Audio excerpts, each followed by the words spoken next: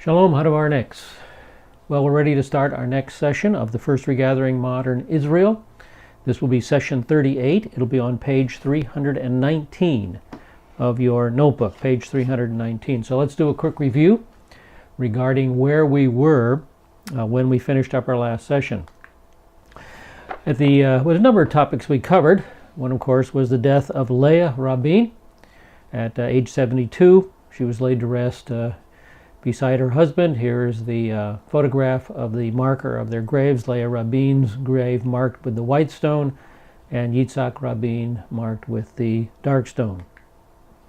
Shortly after that event, Ariel Sharon was elected Prime Minister of Israel. At that time, Israel was going through a severe drought, and you can see from this picture of the Sea of Galilee, the Kinneret, that the lake, Israel's major freshwater source of supply, was very low. All these people should be standing underwater, and yet you can see they are on a beach. And this graph shows you the problems with the drought from 2004 to 2012. The drought had been going on since around 2002, but as you can see from this chart, the level of the Kinneret stays primarily below the upper red line and above the lower red line. And then in 2009, the water of the level dropped. In 2009 and 2010, the water level dropped down dangerously close to the black line, which is the time when the lake will become polluted. So Israel was going through a definite water shortage at that time. The Mitchell Report was convened to look into the Intifada, and the Mitchell Report came up with a number of recommendations. First of all, they recommended a cessation of violence. Secondly, they recommended that there be a resumption of security cooperation between Israel and the Palestinian Authority. They then suggested 10 points that would rebuild confidence between the two entities, the State of Israel and the Palestinian Authority. And then they urged that the two would resume negotiations. In 2001, as we entered 2001, the United States suffered 9/11, the attack upon the World Trade Center. Israel identified with that attack because they were the victims of terrorism. And even though there was some Palestinian regret, other Palestinians rejoiced in that attack. The Kareen A, a Palestinian-owned ship, was intercepted with many, many tons of armament on board, bound for the Palestinian Authority. It was a Palestinian Authority-owned ship. The captain was hired by the Palestinian Authority. He was part of the Palestinian Authority. The captain admitted that the illegal arms were destined for the Palestinian Authority, and yet Yasser Arafat said, "I know nothing about this. We have nothing to do with that ship. We have plenty of arms on our own." So again, just straight out and out lies. Israel suffered their first female suicide bomber during the Intifada. I forget her name now. A young lady was the first female to blow herself up trying to kill Israelis. So now every man, woman, and child would be suspect. Every man, of course, because terrorists have been men from the beginning, but then children, because the PA began using children to fight their wars in 1982, and now with Wafa Idris, that was her name, Wafa Idris killing herself, women were included as terrorists. We closed speaking about the Passover bombing, the Passover massacre at the Park Hotel. And we'll be talking about the response to that massacre in just a few minutes. But at this point, I'd like to recommend that you I recommended that you view the DVD Israel in Its Time of Terror by Dennis Prager, available through Vanguard on Amazon.com. So this delves into an up-close and personal look at the Intifada as Israel was suffering it. All right, that brings us now to page 319 in your notebook, and March 29th, 2002. And it was March 28th, 2002, if I'm correct. Yes, March 28th, 2002. The Park Hotel bombing in Netanya occurred, the Passover massacre. The very next day, on March 29th, Prime Minister Ariel Sharon announced an extensive operational activity against Palestinian terrorism had commenced. The action was named Operation Protective Wall. It's also known as Operation Defensive Shield. There were fourfold goals to the operation. The goals were to 1, track down terror, 2, destroy the terrorist infrastructure, 3, confiscate weapons, and 4, to arrest fugitives. Operation Defensive Shield Protective Wall extended from March 28, 2002 to April 19, 2002. The IDF cornered a defiant Arafat in his Ramallah compound. They blasted their way inside, and they began a room-by-room search using small arms fire and stun grenades. And here is a photograph. This is from the Los Angeles Times. The caption reads, Palestinian Authority President Yasser Arafat's compound in the West Bank city of Ramallah comes under fire. Israeli commandos blasted their way inside, searched room by room, and cut electricity and phone lines in a far-reaching campaign to isolate Arafat. And you can see the blasts as they blasted their way into the Ramallah compound. Now, the operation yielded documents that directly linked Arafat to Palestinian suicide bombings. Control of the entire compound was seized except for the floor of the building where Arafat lives. The army was instructed to isolate him but not take over his offices. Now, Arafat used the opportunity to grant interviews with Arabic language television stations. He stated that he wanted to become a martyr. See, the Israelis were attacking him, so he wanted to become a martyr. Now, in response to that, Michael Ramirez in the Los Angeles Times drew this cartoon. And in the cartoon, you see Arafat in the center there, surrounded by his destroyed compound, sitting at his desk, and he's looking in a mirror, and he says, in the red circle, he says, I hope God will make me a martyr. And then he concludes with, send in another woman or child to take my place. And that's so typical of these Palestinian authorities. Palestinian leaders, they're quite happy to send women and children to blow themselves up, but they don't seem to be too interested in it themselves. Now, during the operation, over 500 Palestinian men were detained for identification and questioning.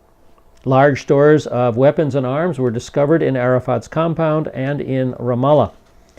These weapons are being held by the PA in direct violation of all agreements made with Israel. So Israel's trying to implement the agreements. We see that the PA isn't. 10 terrorists on Israel's most wanted list were arrested during the operation in Ramallah. The next week, Operation Protective Wall was widened, with IDF movements into Kalkiya, Nablus, Jenin, Tulkarem, and Bethlehem.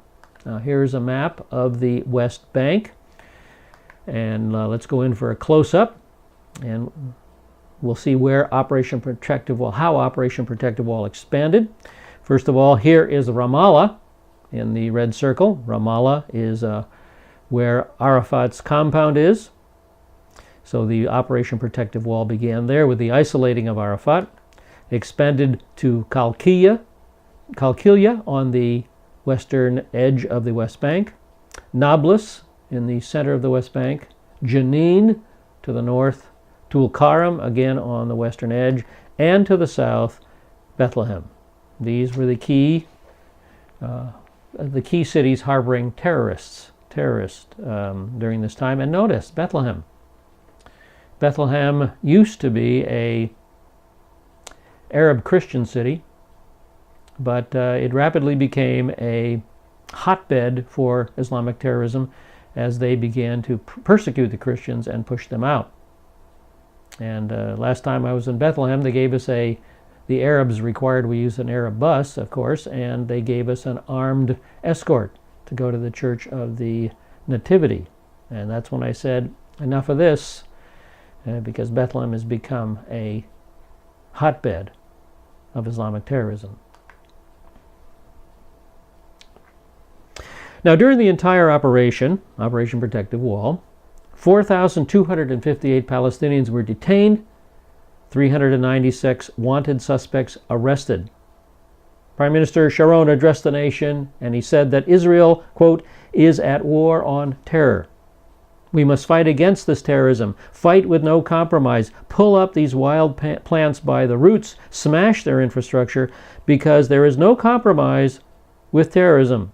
This terrorism is used, directed, and initiated by one man, Yasser Arafat. Arafat remained confined in his windowless office, with Israel supplying food, medicine, and water to Arafat and to the people confined with him. Foreign Minister Shimon Peres stated that Israel had achieved the goals that Arafat was supposed to accomplish. See, Arafat was supposed to attack terrorism and arrest terrorists. So Israel had to go in and do it because he was not interested in following through on his commitment. Palestinian leaders said that Operation Protective Wall was simply a pretext to kill Arafat. If it was a pretext to kill him, why wasn't he killed? PA leaders even claimed the IDF was planning to storm Arafat's headquarters in an attempt to snatch the wanted men and possibly send Arafat into exile. Always Palestinian propaganda is always exaggerated to the extreme. Well, U.S. envoy Anthony Zinni met with Arafat in his Ramallah office. Arafat told Zinni that he supported the Tenet plan. However, Arafat has agreed to the Tenet plan time and time again, but has never implemented it. Arafat's pattern is to never make a major decision unless under extreme pressure. Now let's turn to page 320 now. Page 320. On April 14th, 2002, Sharon announced that the IDF would not lift the siege of Arafat until he handed over 3 of the alleged killers of cabinet member Zeev. After 34 days of confinement, the siege was lifted when Arafat agreed to a U.S. compromise for ending the confinement. Under the agreement, 6 terrorists, including the convicted killers of cabinet minister Zeev, will be jailed in Jericho under American and British supervision. Israel stated that the assassins are with Arafat in the compound. Now, after leaving his compound, Arafat toured the areas hit by Operation Defensive Shield. It's notable that Arafat visited the Palestinian refugee camp in Jenin. During the operation, 48 terrorists died in Jenin. So members of Islamic Jihad were angry with Arafat. They stated that he did not do enough to defend them and that they made sacrifices for the Palestinian cause while the PA did not. Now, 2 weeks after the terrorists were jailed in Jericho, the Palestinian High Court ordered the release of the leader of the PFLP. The Palestinian High Court wanted to negate the agreement in regard to this leader of the PFLP, the Popular Front for the Liberation of Palestine. Israel was livid and promised to bring justice to him if he was released. Subsequently, the PA overruled the High Court and kept the PFLP commander behind bars because of Israeli threats. Now, Operation Protective Wall is one element providing the necessary pressure for change. On April 5th, Israeli forces killed the mastermind of the Passover massacre. The leader, Qais Odwan, headed the military wing of Hamas in northern Samaria. On April 15th, 2002, The IDF then captured Marwan Barghouti, the Tanzim commander in the West Bank. He was considered the natural successor to Arafat. Israel holds him responsible for the Al-Aqsa Intifada and for attacks against Israelis. The IDF initially thought he was hiding in Arafat's Ramallah compound, but after seizing the compound, the Israelis discovered he was on the run. Eventually, they tracked him down to a building close to Arafat's headquarters. The IDF surrounded that building, and Barghouti surrendered without a fight. I guess he didn't want to become a martyr. He wasn't interested in martyrdom, was he? Under interrogation, Barghouti admitted to IDF forces that he directed terrorist attacks in which scores of Israelis were killed. He also revealed how he allocated the needed funds to the terror cells and purchased the necessary weapons. The arrest of Barghouti and other top-level Fatah activists and hundreds of rank-and-file Fatah activists produced information directly linking Arafat and terrorism. Their statements were supported by a vast number of documents seized from PA offices. For example, those requiring financial support needed to have their request authorized by Arafat. Also, the names of potential Tanzim activists were submitted to Barghouti, who then took them to Arafat for approval. So Yasser Arafat was very much involved in terrorism. All right, bottom of page 320, we come to April 2nd, 2002, and the Bethlehem siege. On April 2nd, 2002, Israeli tanks and troops rolled into Bethlehem as part of Operation Protective Wall. In response, some 200 Palestinians, many of them armed, stormed into the famous Church of the Nativity, and the Israeli army besieged them for 39 days, page 321. This standoff between Israeli soldiers and Palestinian militants at this well-known holy site captured the world's attention. Entering the compound is an old practice of Palestinian militants because they know that the IDF is under orders not to harm holy places.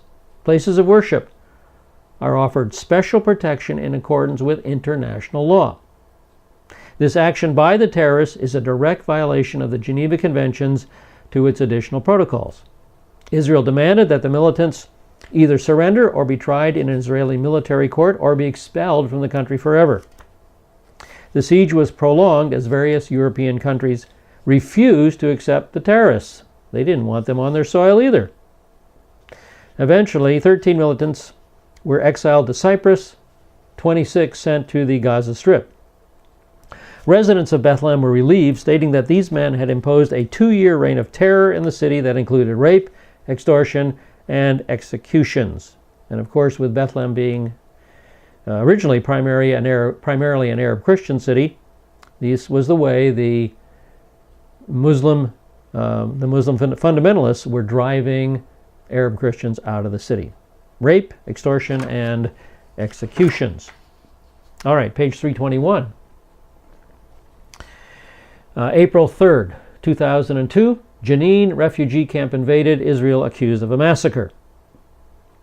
April 3rd, 2002, Israeli tanks rolled into Jenin as part of Operation Defensive Shield. They encountered stiff resistance in this bastion of terrorism, this breeding ground for suicide bombers. Many of the militants were associated with Islamic Jihad. Now you have this map on your note. Here's a map of Jenin. Jenin, remember, is the northernmost city of one of the northernmost cities in the West Bank. And this is a map of Jenin. In the left lower corner, in the red box, you can see a map of the old city. The dark area on the left side of the map is the refugee camp itself. And of course, the refugee camp itself is enlarged in the map proper. So this is the area of Jenin that was most affected by Operation Defensive Shield. Now, this is where the Israeli troops entered first, and there was heavy fighting in this area of the refugee camp. As they went into Jenin, the IDF encountered booby-trapped buildings and alleyways and bodies. Booby-trapped buildings, booby-trapped alleyways, and booby-trapped bodies, corpses. A very typical situation the soldiers encountered would be to approach a 3-story building. The door and the first floor would be blanketed with booby traps. On the second floor, once they got through the booby traps, the soldiers would find a couple of civilian families, around 12 people, who were effectively barricaded in by the booby traps. In other words, the Islamic fundamentalists put them on the second floor and then laid down booby traps on the first floor, and they didn't dare go out. Then on the third floor would be around 5 terrorists who would be shooting down on the soldiers. So these terrorists had provided themselves with 2 layers of defense. The first layer was booby traps. The second layer was civilians. They figured that would keep them safe. Palestinian media began producing allegations concerning IDF interference with sick, wounded, and dead, and the systematic destruction of houses, and a massacre in Jenin. In contrast, the IDF continued its policy of providing humanitarian aid as well as food, water, and medicines to civilians in the West Bank and Gaza. On April 12, 2002, the United States Secretary of State, Colin Powell, said that Israel had a right to defend itself. Quote, "We have responded to terrorism. We know that Israel has a right to respond to terrorism." And of course, the background of that is 9/11. On the 7th day of the operation, a platoon of Israeli soldiers from the 5th Brigade were ambushed in a plaza. Almost the entire platoon was wiped out during the 2-hour fight. 13 killed, 6 wounded. Here's our map again. And the red oval shows the area of most severe, heaviest fighting and destruction, and the black star. The black star is where the 13 Israeli soldiers were killed in an ambush. I hope you can see that. The black star located right in this location right here. This is where the 13 Israelis were ambushed.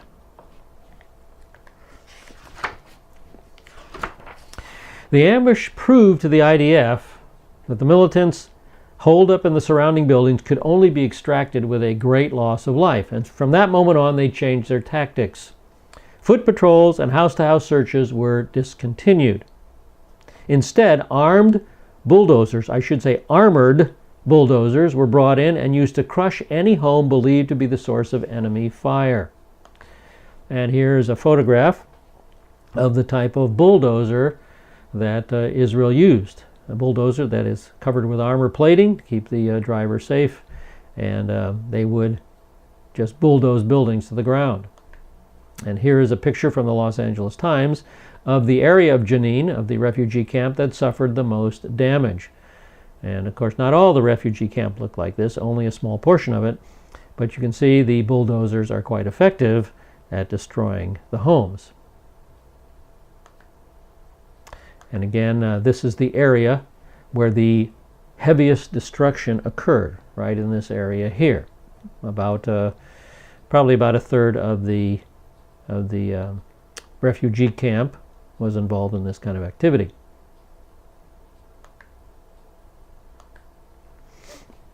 Now, the incursion lasted until April 19th, 2002, when Israeli forces completed their withdrawal from Jenin. President Bush praised Prime Minister Ariel Sharon for meeting the timetable for withdrawal that he had set. Arafat's lack of desire to halt terrorism was highlighted by the fact that the Israeli government had presented U.S. peace envoy Anthony Zinni with a list of 33 most wanted terrorists in December of 2001, 4 months earlier. The list was subsequently given by Zinni to the Palestinians. These men were not arrested, nor were they detained. As a result, 5 of Israel's most wanted terrorists were arrested during Operation Defensive Shield, and 3 had been killed. Israel stated that about 70 Palestinians, mostly gunmen, were killed in Jenin. All right, we're on page 323. And this is a mark it up moment here, the top of page 323. Note this, what's happening here. On April 15th, 2002, The initial Palestinian claim was that Israel had perpetrated a massacre and hundreds killed, including many civilians. On April 30th, the Palestinians had claimed that 3,000 people had been killed. Now, in order to substantiate the claim, the Palestinians began adding bodies to the mass graves that contained the bodies of 26 people who were killed during the incursion. How did they do that? They removed bodies from the local cemetery and moved them over to this other graveyard. The IDF also caught a staged burial on film. They wanted to, add a number, so let's stage a burial. Add that number to the total. A drone filmed a group of Palestinians carrying a body on a stretcher. And that burial was being filmed by a cameraman for the media. So the media could broadcast that. Look at all these people have been killed. Here's one being buried. Well, the stretcher bearers stumbled and the body fell to the ground. Then the corpse got up and returned to the stretcher. And off they walked. But after a second fall, the corpse was a little upset. This time the corpse walked off in a huff. So much for the Palestinian propaganda. On May 1st, 2002, an American human rights group, Physicians for Human Rights, released a report stating the evidence did not point to a massacre. The death toll was finally determined to be 7 civilians, 48 terrorists, 55 Palestinians, while Israel suffered 29 dead and 127 wounded. The UN did investigate the Jenin operation in response to false Palestinian propaganda regarding this alleged massacre. In August, the resulting Secretary General's report overwhelmingly negated the Palestinian fabrication. And here's a cartoon dramatizing that report. Kofi Annan there is reading a paper entitled UN Report Jenin, and he states, "I'm sorry, there was no massacre in Jenin." And there is Yasser Arafat on the right with his left hand holding a bomb and his right hand bloodied, and he says, as usual, the UN favors Israel. The UN favors Israel. Yeah, right, you guys. The report specifically refutes the claim made by a senior Palestinian Authority official alleging the massacre of 500 civilians. The UN report stated that no more than 52 people died in Jenin, most of them armed individuals. Now, page 323, A Question of Blood. The piece is entitled A Question of Blood. It's written by Dan Gordon, and it appeared in the Jewish Journal May 29, 2002. Dan Gordon is a former sergeant in the IDF, the author of 5 books, and a screenwriter. He was in Jenin on April 16th and was told a story by Dr. David Zangen, Chief Medical Officer of the Israeli Paratroop Unit, the paratroop unit that bore the brunt of the fighting in Jenin. Dr. Zangen said that the IDF not only worked to keep the Palestinian hospital open, they offered the Palestinians blood for their wounded. The Palestinians refused the offer of blood because it was Jewish blood. Now, the Israelis, who could not be faulted for saying, well, you don't like it? Do without it, instead flew in 2,000 units of blood from Jordan, Arab blood, via helicopters. In addition, they saw to it that 40 units of blood from the Muqassad Hospital in East Jerusalem went to the hospital in Ramallah, and that 70 units got to the hospital in Tulkarem. On top of that, they facilitated the delivery of 1,800 units of anticoagulants that had come from Morocco, all Arab sources. The information was later confirmed by Colonel Arik Gordon of the IDF Office military spokesman, who supplied the exact number of units and the names of the hospitals to which they were delivered. All right, page 324. Dan Gordon concludes. Now, pay attention to this conclusion. So the question to ponder: how do you negotiate with a hatred so great that it will refuse to accept your blood even to save its own people's lives? How does an international community vilify a nation that offers its own blood to its enemies while its own soldiers lay dying, and that when faced with race hatred that brands their blood unfit. They divert military flights to bring blood more suitable to the taste of those who would destroy them. Israel is not an apartheid and racist nation, to say the least. All right, I think it's about time for your break. So we'll pick it up on page 324 with Arafat Weekend and the PA and promoting reform in the PA. So take your break, and we'll be back in a few minutes.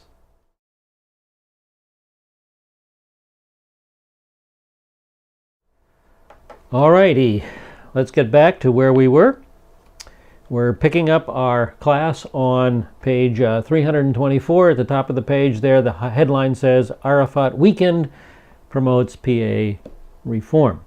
Yasser Arafat and the PA, badly weakened from Operation Defensive Shield, came under pressure from the international community to reform. Moderate Arab states such as Egypt, Jordan, and Saudi Arabia began to see Arafat as the problem, not the solution, and were pressing for reform. Arafat also faced unprecedented domestic criticism.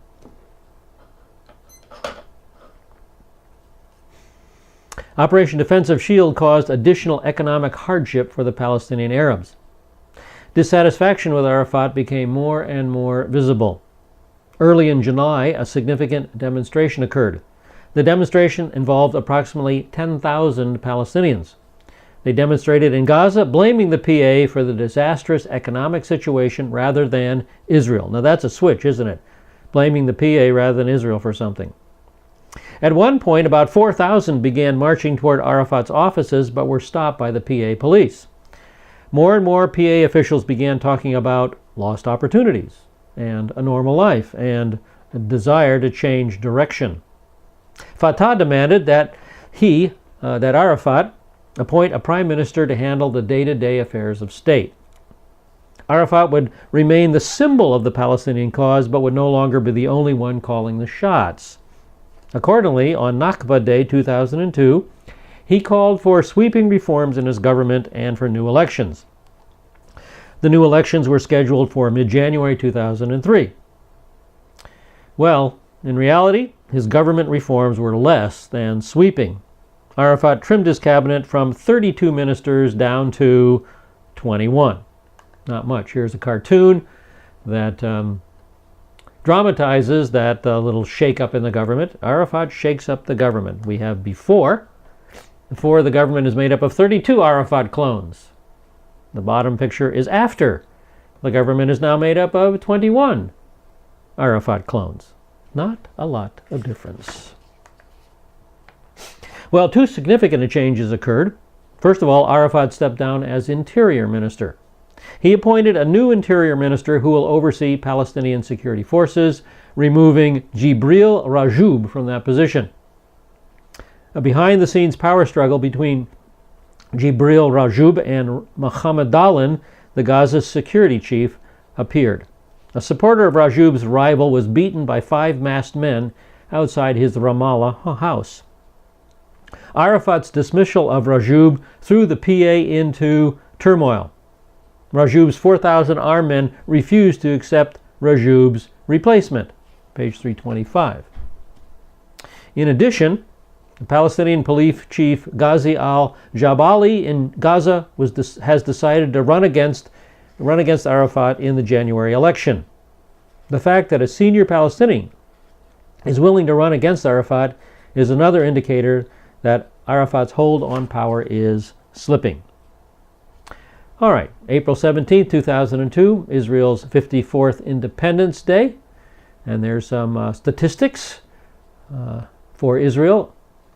On 2002, the current population was 6.5 million in 2002, 8 times larger than 1948.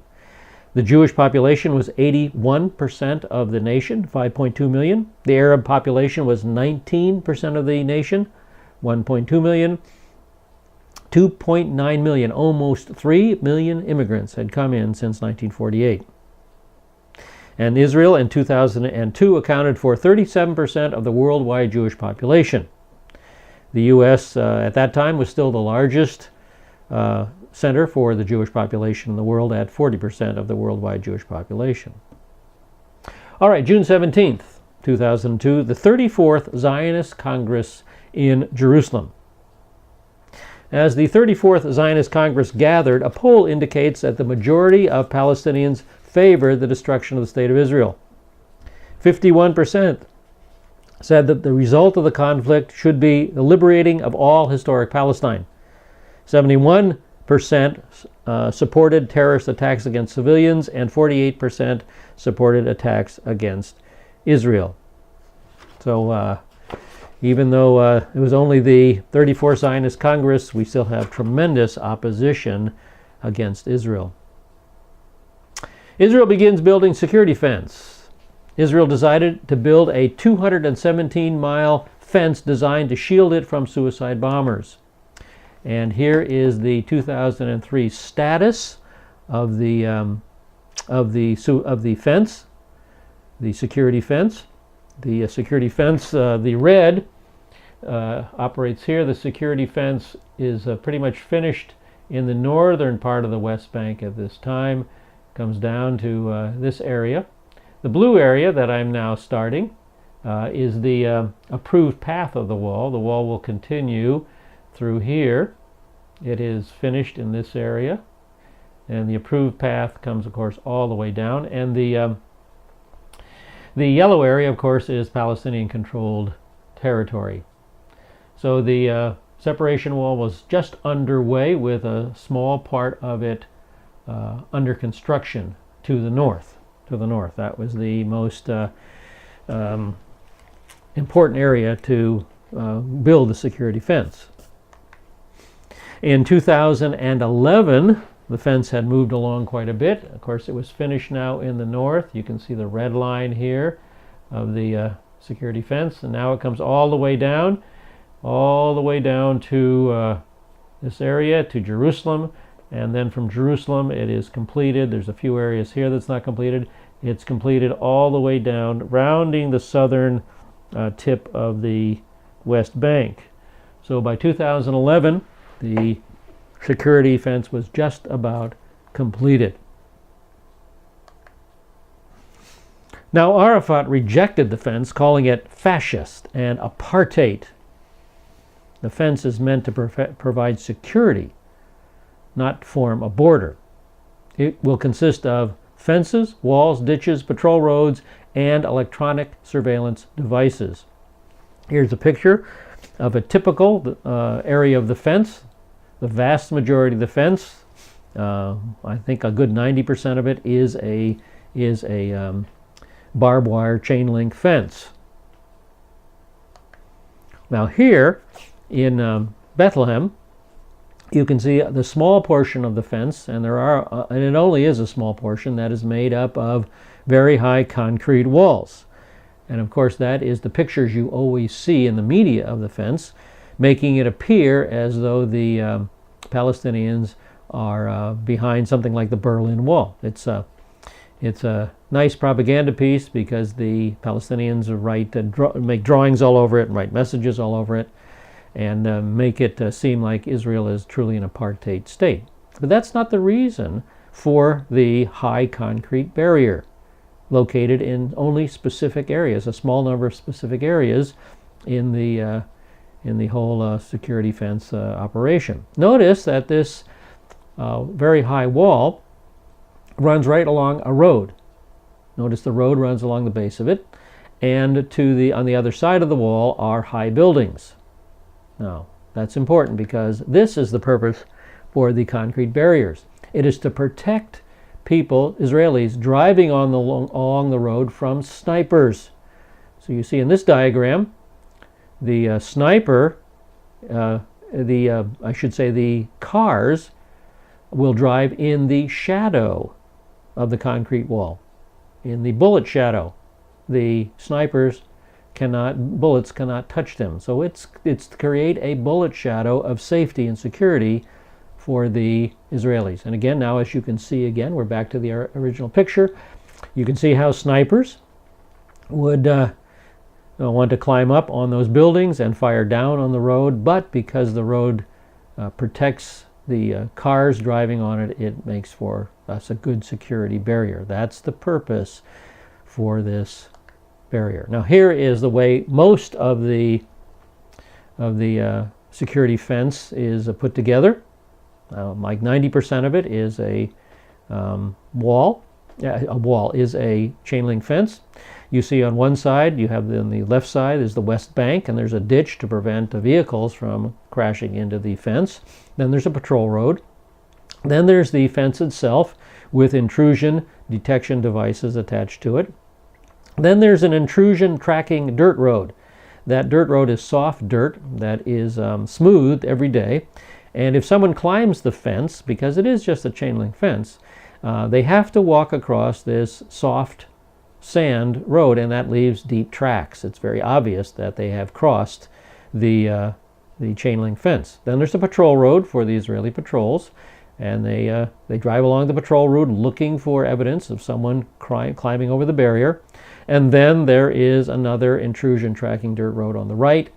If an intruder does climb the wall, he has to go through soft dirt, which will leave tracks on both sides of the patrol road.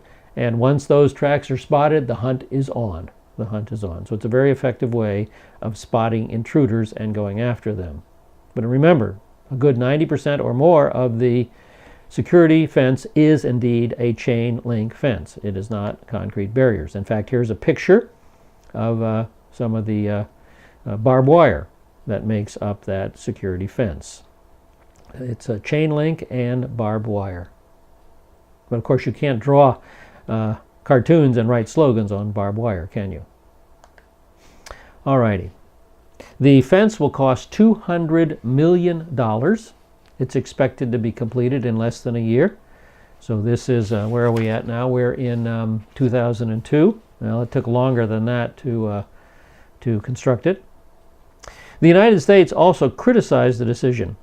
Immediately, the fence came under attack by gunmen south of Afula. There was no damage or casualties, and construction was only temporarily halted. An additional 30-mile-long electronic fence is going up. This fence will protect 3 sides of Jerusalem with the aim of keeping suicide bombers out of the city. Page 326. Now, in the years to come, the value of the security fence has been clearly demonstrated. Israeli government sources have stated that since the barrier has been built, Israeli security has improved with regard to suicide bombings. According to statistics published by the Israeli Ministry of Foreign Affairs and the Israeli Security Agency, from the beginning of the Second Intifada until the construction of the first continuous segment of the barrier in July 2003, 73 Palestinian suicide bombings were carried out in the West Bank. Were carried out from the West Bank. That's the very important word, from.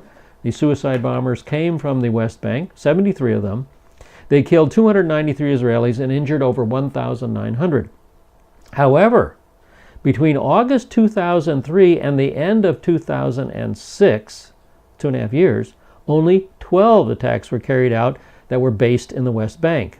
They killed 64 Israelis and wounded 445. The downward trend continued in 2007 and 2008 as well. The number of fatalities due to terrorist attacks have continued to exhibit a steady decline since 2002, from 452 in 2002 to 9 in 2010. So this chart illustrates and dramatizes these statistics. The West Bank security fence was started in 2002, and there were a tremendous number of attacks. And then as the West Bank barrier was completed, the number of bomb attacks from the West Bank dropped considerably. So the value of this security fence has been substantiated over time. It is not an apartheid barrier.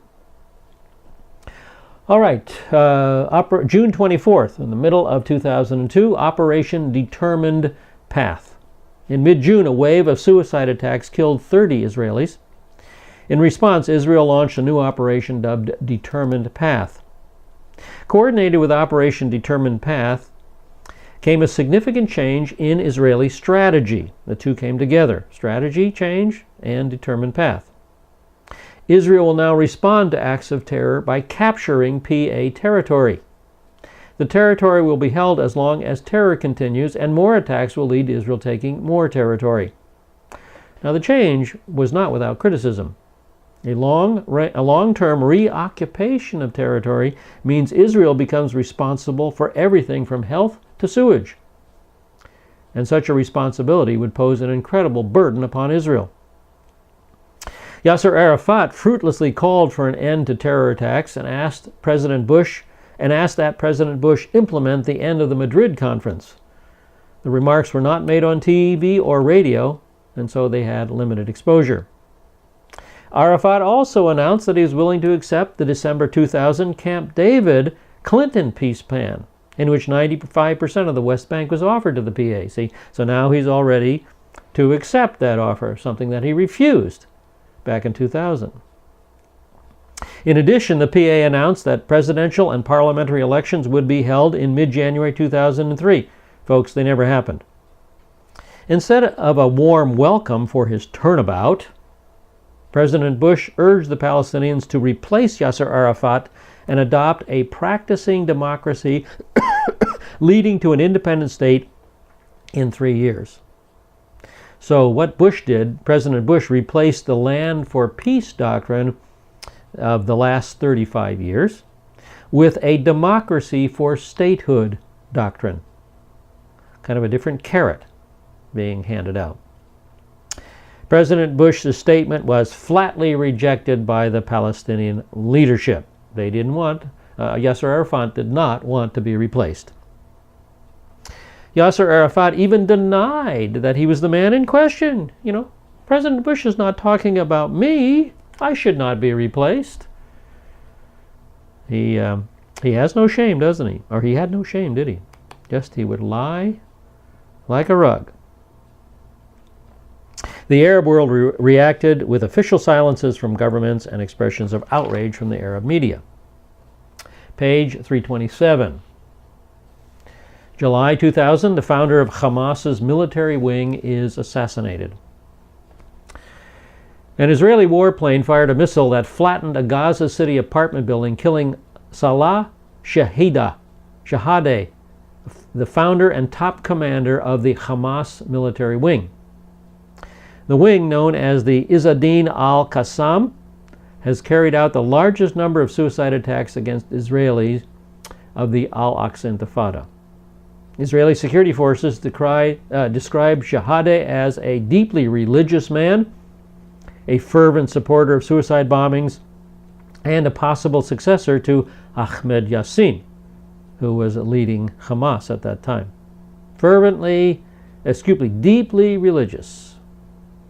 A religion of peace, a religion that promotes suicide bombings. Doesn't quite compute with our way of thinking, does it? The attack also killed 14 other Palestinians, including many children. But please note, Israel does all it can to avoid civilian casualties, as evidenced by the fact that this was the first such incident with such a high toll in 22 months of fighting.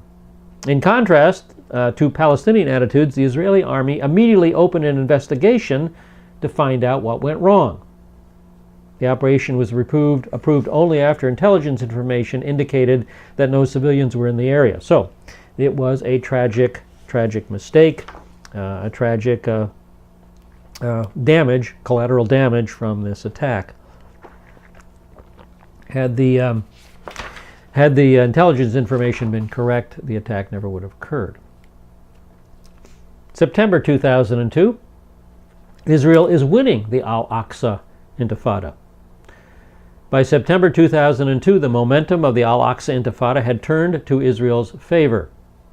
The intended effect of the Intifada was to demoralize the nation, demoralize Israel. However, it had done quite the opposite. The nation of Israel, was experiencing a sense of resolve and unity, the likes of which it had not experienced in decades.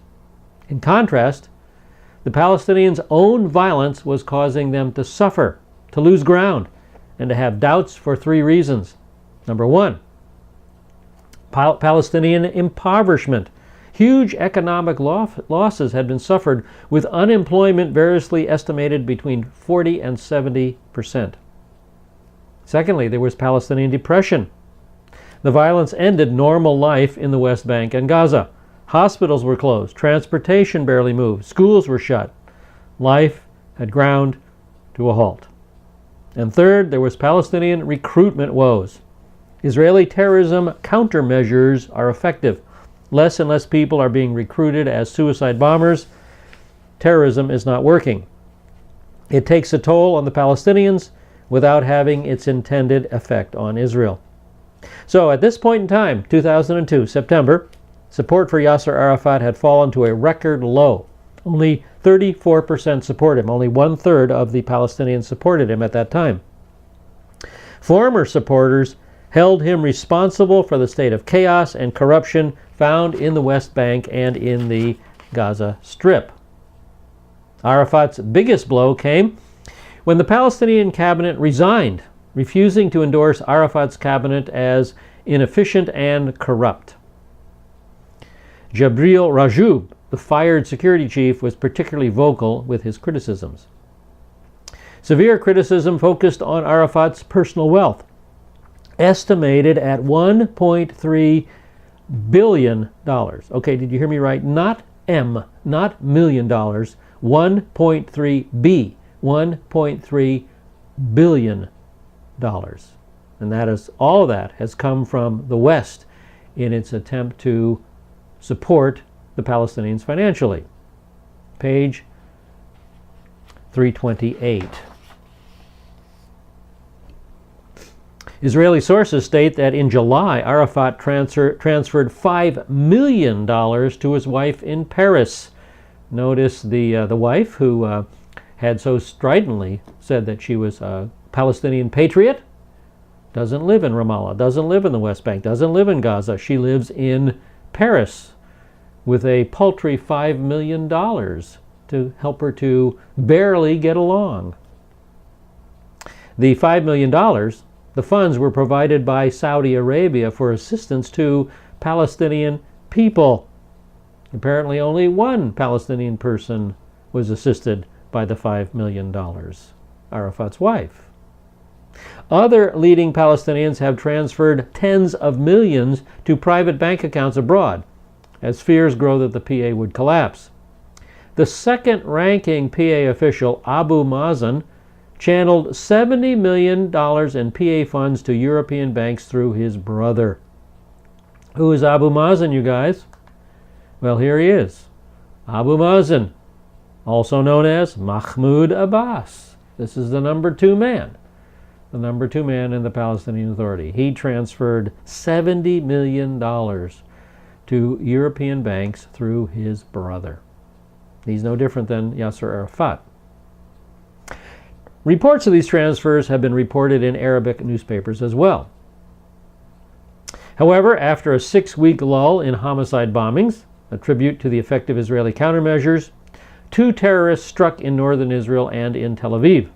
In response, the Israeli army besieged Arafat's compound in Ramallah once again and destroyed every building except the one housing Arafat himself. The army demanded the arrest of 19 men sheltered in the compound. After 11 days, President Bush demanded an end to the siege in order to gain support for the U.S. plans to invade Iraq. So Israel agreed and lifted the siege. Analysts stated that Israel's strategy to isolate Arafat backfired. The siege sparked pro-Arafat demonstrations and revived his image as the symbol of Palestinian suffering and resistance. All right, November 2002, middle of the page 328, Pastor Bob Morris of HaDavar Messianic Ministries spends 3 weeks in Israel volunteering for the IDF Medical Corps. The world's media does not notice. Yes, left out in the cold. Well, anyway, yes, I did visit Israel in November of 2002 as part of the SARL volunteer program, the IDF SARL volunteer program. It was a great 3 weeks. I recommend the SARL program to anyone who would like to spend 3 weeks in Israel. And so here is a picture of me in my IDF uniform. The blue and white patch on my shoulder signifies that I am a volunteer with Volunteers for Israel. This is our group, a group of Christians who went to the IDF Medical Corps base. We were volunteers at the Medical Corps base near Tel Aviv. This was our Madracha, Mary Siegel. The Madracha is the guide. Madrik means the guide. So she was one of the soldiers who was assigned to our care and comfort, take care of us. And here is our Madrik, Boris Schindler. So Miri and Boris were our primary guides, primary soldiers that oversaw us and made sure we didn't get into trouble, made sure all our needs were taken care of. They were a couple of great kids. We really appreciated them. Now, going on the SARL program is rugged. Rugged, well, it's rustic. Maybe that'd be a better word. Here is my barracks with 4 of the guys. There were 6 of us in those barracks, and here are 4 of us enjoying the comfort of Israeli military life. One of my work assignments was with Dr. Don on the left and Rod on the right, 2 of the members of the group. We worked for Mashiach. Mashiach is the Israeli in the center, the man with the white shirt on in the center. Mashiach, yes, that's his name. His name is Messiah. His parents had great hopes for him. He was a wonderful guy, didn't have good English, but we worked for him for most of the time. We were packing Ringer's solution, which is an artificial blood substitute. So that was in his warehouse. So we enjoyed our time with Mashiach. And we also not only packed Ringer's solution, but here Dr. Don in the center and Rod on the right and myself on the left are packing some other medical equipment in the warehouse, getting it ready to go out to the medical corps. Here's Isaac. This is Isaac. Isaac was in charge of surgical instruments. And so I spent a couple of days working in Isaac's office, sterilizing surgical instruments, getting them ready to go out to the field or to go to hospitals to be ready for use during combat. So I enjoyed Isaac too. We had a good relationship as well. So that was my 3 weeks with the IDF Medical Corps. I enjoyed it tremendously. Our next heading is November 2002, Abba Eban dies. And of course, this is former Israeli Foreign Minister Abba Eban. And you are very familiar with him due to the video series that we have been watching that is called Israel, a Nation is Born, in which he gives an up-close and personal account of diplomacy and politics in the early years of the nation. Abba Eban was a significant contributor to the history of Israel, as I'm sure you can see now. So he passed away in November 2002. And that brings us to the year 2003 on page 328, and that probably is a good stopping point at this point. So let's call it quits for today, and we'll pick it up next week at the year 2003 on page 328.